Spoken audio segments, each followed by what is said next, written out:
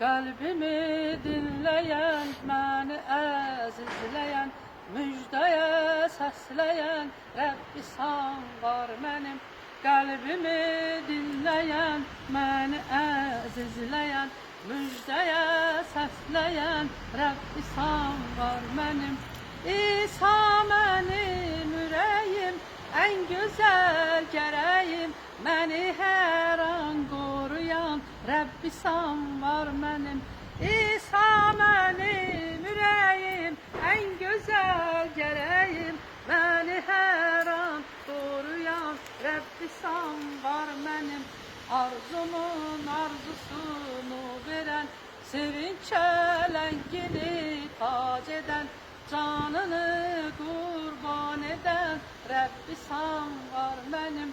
Arzumun arzusunu veren, sevinç elengini tac eden, göyleri beyan eden Rabbi sen var benim.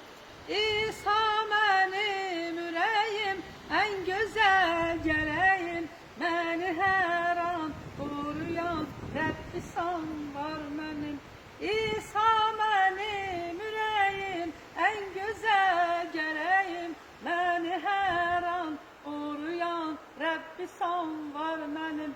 Beni her an hem koruyan hem gözleyen Rabbi sen var benim.